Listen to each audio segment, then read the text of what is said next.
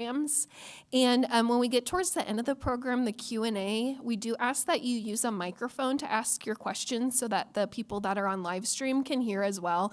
You can just raise your hand and I'll bring a microphone to you.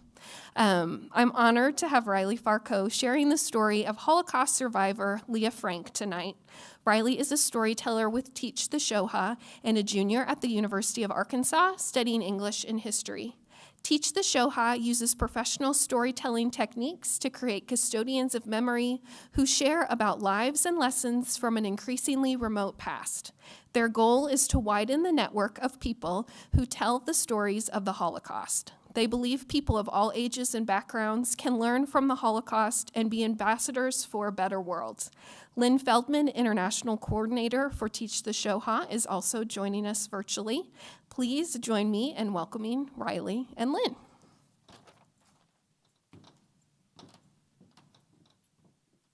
Hi, guys. I'm going to begin my story. You'll know when I've started, and you'll also know when I finished. So thank you guys for coming to listen.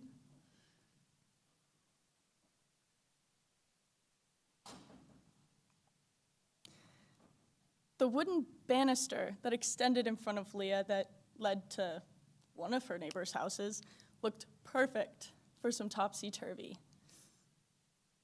That is until she fell and hurt herself. Her neighbors came out, helped her up, and she was brought home within minutes, because that's just how their neighborhood worked in Utrecht. Everybody knew everybody. Back at home, one arm under her left arm, one arm under her right arm, her mom and her grandmother marched her up and down the hallway of their home saying, "You're okay, you didn't break anything. You're okay, you didn't break anything." It would be in that same home on Leah's third birthday, April 17th, 1939, she received the best birthday gift she could have ever asked for. A little sister named Ellie, born on the same day as her. April 18th, 1943, the day after Leah's 7th birthday and Ellie's 4th birthday. Leah and Ellie are placed on the back of bikes with a tiny little knapsack. Their parents tell them, "You're just going away for a few days." Transit home after transit home, a student organization helped Leah and Ellie separate and find hiding families to stay with during the war. In a big bed, all to herself, Leah's crying, looking up at her hiding parents. They say, "You don't need to cry. You're okay. You're safe here." Leah said, "I'm not scared. I'm confused. I don't sleep alone at night. I sleep with my sister." The next morning, in their Amersfoort home, they moved Leah's bed up to the girls' room with Pauline and Francine, her hiding sisters. Playing in the street with all the other kids. At first, Leah could do that. She had lighter hair, lighter eyes, not as easily recognized as her sister, Ellie. "I know her." A man approached her hiding parents. "I recognize her from back in Utrecht. You need to keep her inside. I'm with the resistance. You're lucky I found her first." So the upstairs of their home became Leah's sanctuary. But one day, backed into a corner, she's being bombarded, question by question, over and over, their new housekeeper. "Where are you from? Where are your parents? Why don't they contact you?"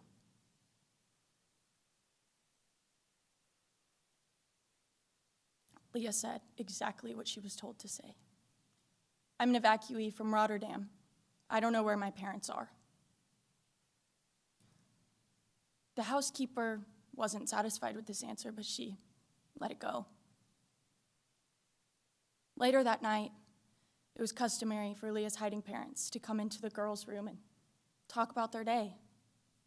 Sense of normalcy during a time where nothing was normal.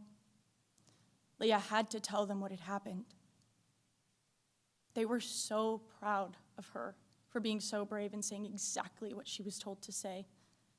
They gave her the last piece of candy that they had saved from before the war. They didn't have anymore.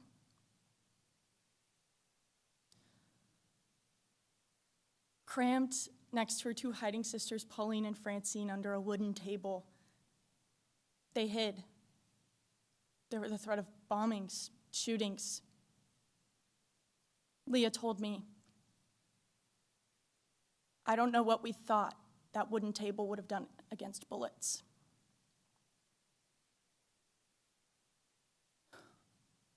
May 1945, liberation. Leah sees dozens and dozens of soldiers in the streets handing out white bread. They hadn't had white bread in so long. White bread. They could visit with their neighbors. They could hang back up their flags. There's a knock at the door. Leah's only surviving uncle, come to take guardianship of her. Leah came face to face with her sister Ellie after 2 years. Leah's uncle had taken her to the farm that Ellie had stayed on. They didn't recognize each other. They were so young, it had been so long. But within an hour, they were inseparable again. Arrangements were made with Leah's hiding parents and Ellie's hiding parents that Leah would stay with Ellie on that farm so they wouldn't be separated again. Called into the front parlor one day, Leah's anxiously freaking out, thoughts are running through her head. We only go into the parlor for church, or for reading the Bible, or prayer, song. This wasn't that. She knew it. Ellie's hiding mother asked Leah and Ellie to sit down. She said, "Your parents have gone to heaven." Leah and Ellie are now both crying, but it's a different type of cry. Ellie believes in heaven. Leah knows that she'll never see her parents again.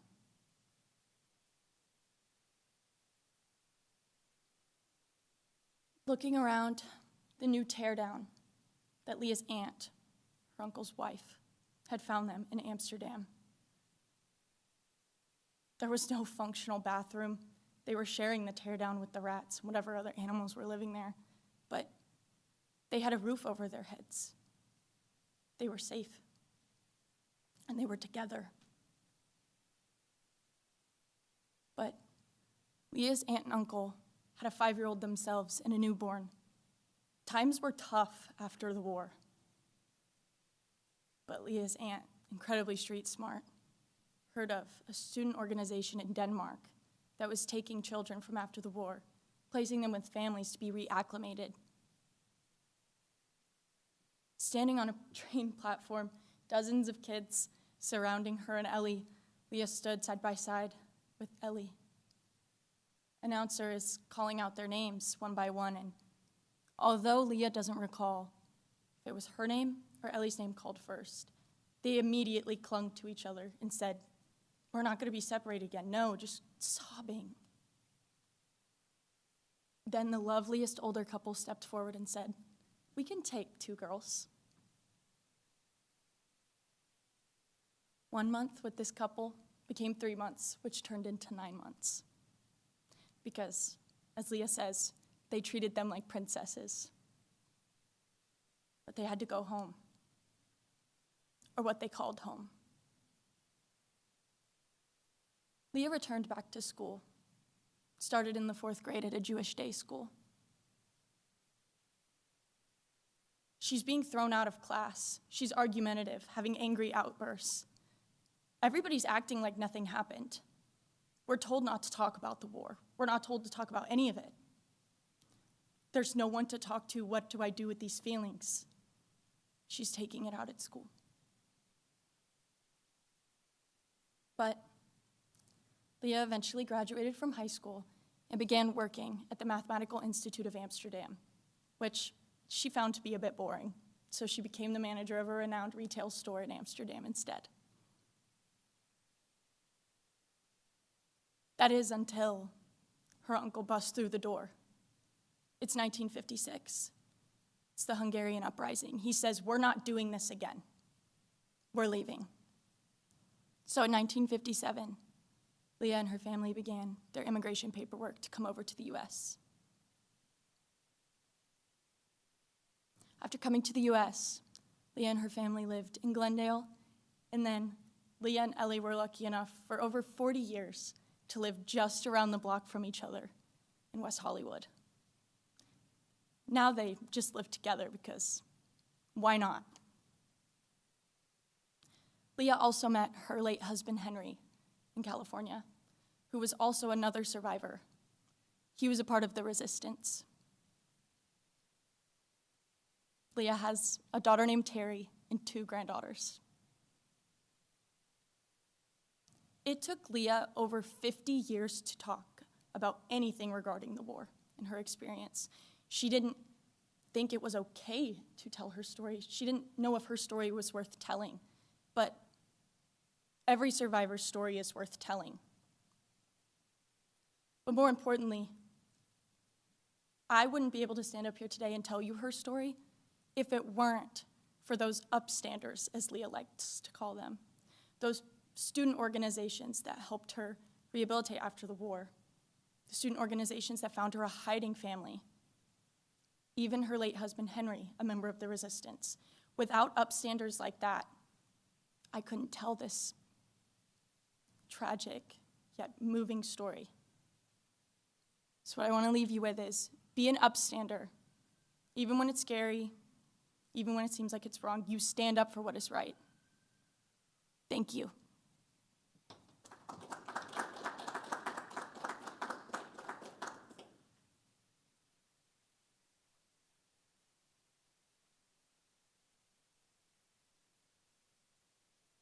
Oh, hold on, Lynn. We can't hear you. Sorry. You're good. Riley, thank you so much for telling us this story. Let's everybody take a deep breath before we continue. We've heard a lot. We need to take it in.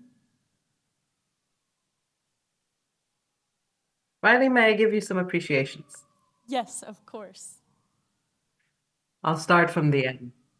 Every survivor's story needs to be told. And you told Leah's story beautifully, yes, but so real and so true to Leah as a person, Leah as a survivor, and everything that she has shared with you and shared with the world now after not sharing for so many years. You have made those small incidents so important. Sometimes we don't pay attention to the person who just lets us be who we are, or can warn us, just like that person from the resistance warned the adoptive family that Leah had. I love the way that you bring yourself into the story. It is a very Riley way of telling. It's not a Leah way, which is fantastic and exactly the point of you telling this story. And I love the fact that you bring in the resistance at the end. The whole time we're hearing about these people who helped and who took her in and took her sister in, but they kind of stay nameless until the end. So they still have their place in history, but also in her story. So thank you so much. I am going to bring up a couple of slides that Leah has allowed us to share. And thank you for those appreciations, Lynn. Always. That's part of what Teach the Shoah does. So I'll come back to this after because I'd like you to talk a bit about the photos. Tell us what Leah tells you about these. Okay, so Leah doesn't have too many photos from before the war, as you can imagine, but here we've got Leah right here in the big bow with her mother, and there's Ellie, her younger sister. And in this other photo, it's a great photo of her mother and Leah. She loves both these pictures. She says it really shows the love that their family had. And then here, in this picture, we've got Leah and her 2 hiding sisters, Pauline and Francine, which I thought this was a super neat photo that she was able to recover. And actually, the photo over there, so Leah on the right and Ellie on the left, they're actually standing in front of their old home in Utrecht from before the war. They went back and revisited it years and years later, which I think is so cool. Thank you so much. That's amazing. So, Riley and myself are part of Teach the Shoah. We teach the Holocaust through storytelling. We teach people like Riley and others, many others, how to tell Holocaust stories. We also have different kind of programs like educational resources. We have different remembrance programs. Riley will be participating in April in one of our commemoration services called Light from the Darkness. Check out our website, see what we do. One of our new initiatives called Les Saper is one in which we pair young tellers, young students like Riley with Holocaust survivors to bear witness to their story and then to become the custodian of that story and to do exactly what Riley did for you tonight. So we always say Yashar Koach, which means strength to you, and strength to you, Riley, for telling us this story. So now we are going to delve a bit into some history. So Leah and her sister were born and they grew up in the city of Utrecht in the Netherlands or Holland. Depends on who you ask what the name is. Utrecht had a Jewish population from about the 16th century onwards, on and off. And in 1930, well before the war begins, the Jewish population in Utrecht was about 12,000 Jews out of the whole population. The Jews of Utrecht, like all over the Netherlands, were very much integrated into society. They all spoke Dutch. They all learned secular studies. They might have had different kind of religious affiliations. Some would be more religious, some would be more secular, but very, very much acculturated and assimilated into the society. On the 10th of May, 1940, the Nazis invade the Netherlands. At this point in Utrecht, we have much more than 12,000 Jews, because about 35,000 Jews leave Germany as the Nazis rise to power, and even more so with the outbreak of war in 1939. When the invasion begins, there are 4 days of fighting, basically. On the 4th day, the 14th of May, Rotterdam, which was a very big city, was nearly completely destroyed. And what happens as a result of this is that the Dutch army surrenders. The Queen, they do have a monarchy in the Netherlands. The Queen and her family escape to London, create a government in exile. And basically the Nazis take over and create a civil administration and send their own people to run the country, basically. At this point, about 10% of the total population in the Netherlands register with the Nazi Party. That's not a very big percentage of collaboration, so to speak. So when Leah and her family need to move around because of the invasion of the Nazis, one of the things that happens is that children like Leah can no longer go to school. There are many laws that are put out against the Jewish population in the Netherlands, being it giving up businesses, leaving different kind of civil positions within government, or even the head of the Supreme Court was Jewish and he was expelled from his position. But at this point, there is nothing really violent, so to speak. There are these laws, but Jews are seemingly still safe. that, of course, does not last for very long. And in 1941, so this is not even a year since the occupation of the Nazis, in 1941, in Amsterdam, there's a bar fight. A few Jewish men fighting with who they eventually discover were actually policemen, Nazi policemen. Nothing happens apart from having a bar fight like any other fight. Only the following day, the regime decides that they are going to retaliate for this. And as a retaliation, about 380 Jewish men, random men, are picked up in the streets of Amsterdam and sent off to Buchenwald, which is a concentration camp in Germany. So this doesn't go down very well with the Dutch, because immediately after the arrest and deportation of these men, a strike breaks out. The strike is initiated by dock workers, a union of workers. And the strike goes on for 3 days. So you might be saying to yourself, okay, dock workers, so the docks aren't working. No, this was widespread all over the Netherlands. So it starts in the docks, but it then continues into the shops, into hospitals, into any kind of person who wants to stand up against sending away these men who really did nothing apart from being Jewish. But after 3 days, the strike is over. And I want to say that people go back to normal, but not really, because now there is an understanding that something is wrong and that the Jews in the Netherlands might not be as safe as everybody thought. And this brings out something within student unions, young people like yourselves, who decide that they are going to join an underground resistance movement.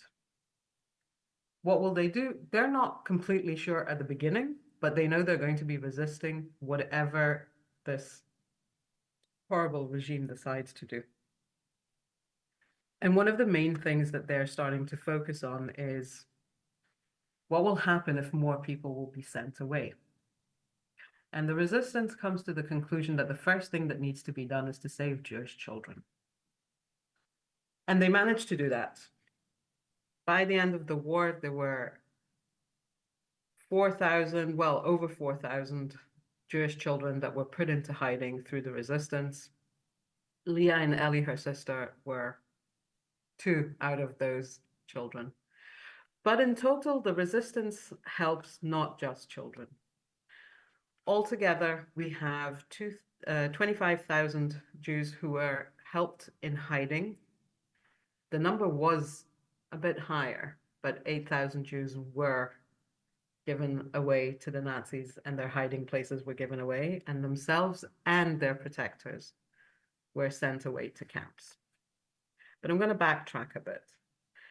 So after this strike that we had in 1941, the next thing that happens in the Netherlands in the progression of anti-Jewish laws is making Jews wear badges, yellow stars. Why? Because it's easier to then identify them. You see, in Western Europe, Jews were not put into ghettos. They were not closed off behind barbed wires or anything like that at the beginning of the war. In comparison to the East, like in places like Poland, right after occupation, Jews are sent into enclosed areas called ghettos. But in the Netherlands, we don't have that. So first, marking of the Jews.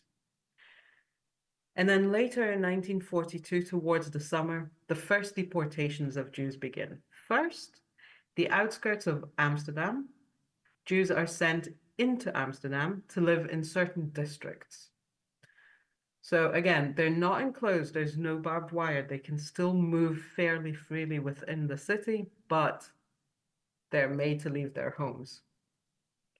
And later, they're also sent into transit camps and labor camps within the Netherlands. There are 3 of them, the biggest one being Westerbork. And from 1943, from Westerbork, we have deportations into extermination camps and into labor camps in Poland.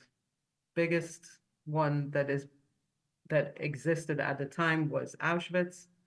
And we find that many of the Dutch prisoners from the interim camps within the Netherlands find themselves afterwards in Auschwitz. The bulk number is 75% of the Jewish population of the Netherlands never return. They either gassed to death, die from starvation, from shooting, from beating. One of the famous stories from the Netherlands is the story of Anne Frank. You might have heard of her.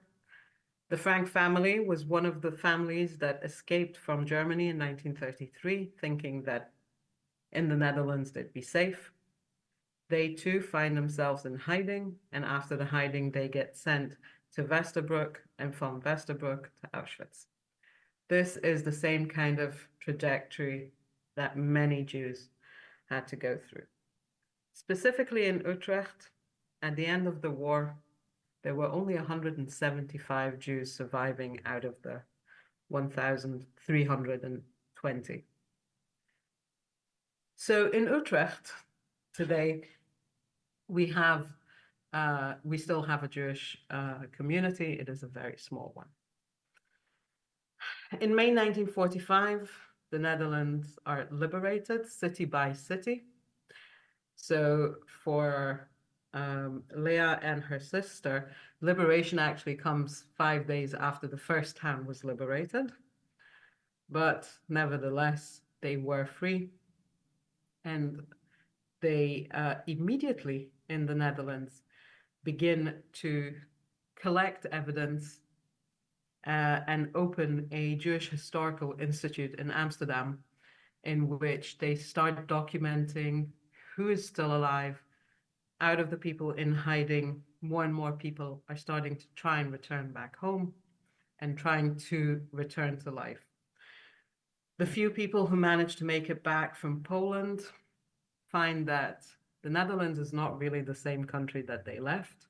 So even though the Queen has returned from London and there is a democracy again, things for the Jews are not necessarily for the better.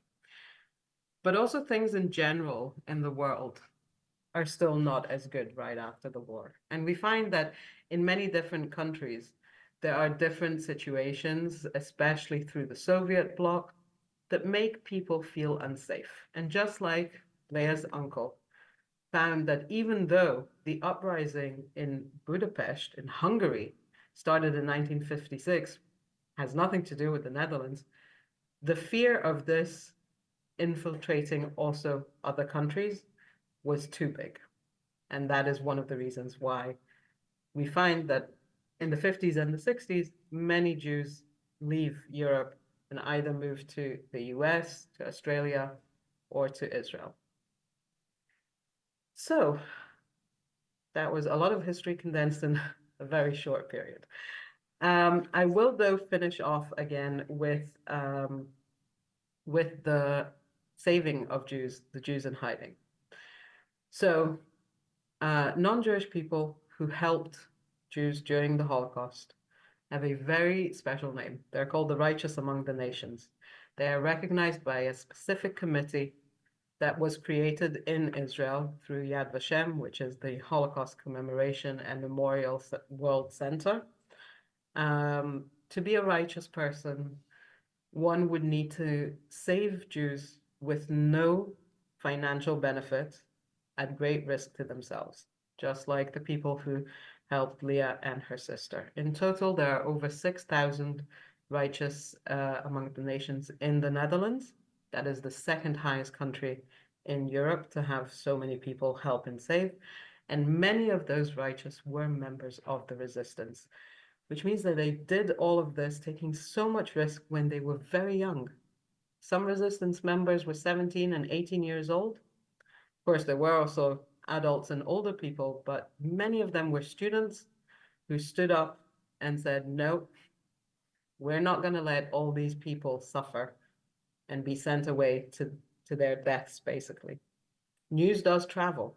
In the Netherlands in 1943, they know what Auschwitz is. They know that people are dying, and they took a lot of risk to help. The families that took in both Leah and Ellie did this knowingly that if they are caught, they would be sent together with the Jews to their death. So they were righteous. So the next time you see somebody doing something wrong, stand up, say something.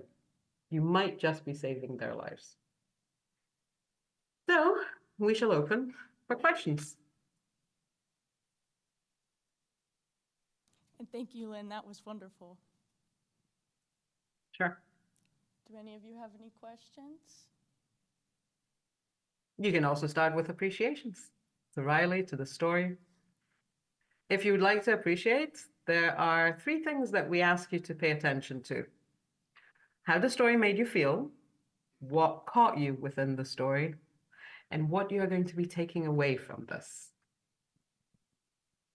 Do I need to like give my name first or anything like that? Yes, you need to Okay. give your full name. My name is Nick Scavio. What was the first part of the appreciation? How did the story make you feel?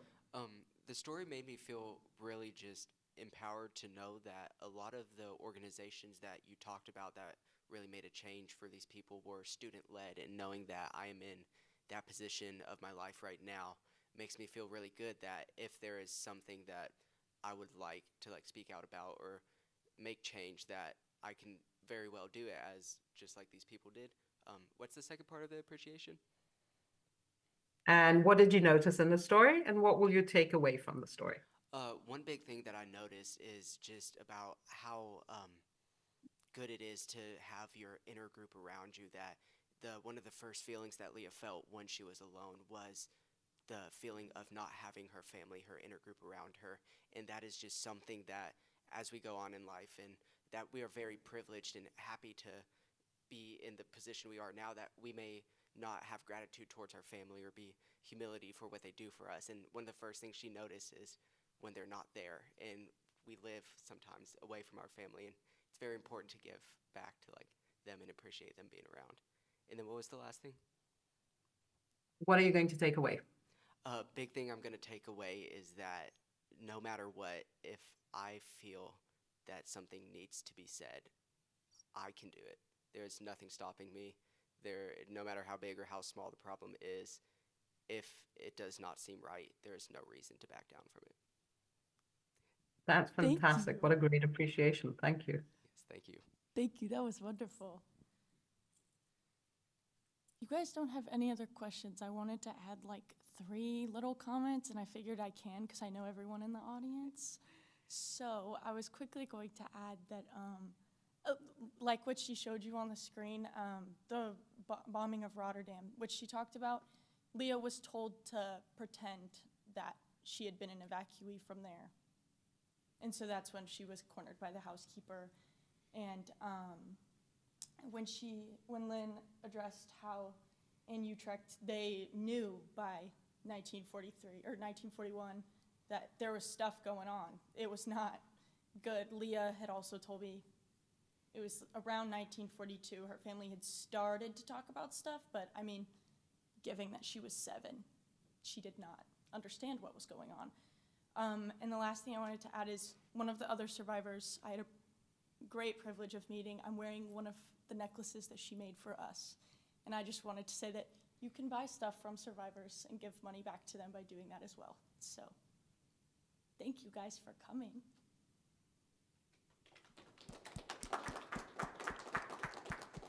Right. Thank you so much.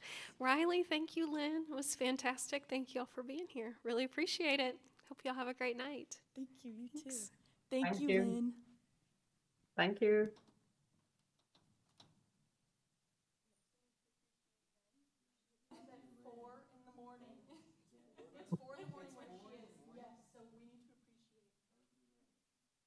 Always, you did an amazing job. Goeie, Riley. Thank you all for coming. Thank you, Leah.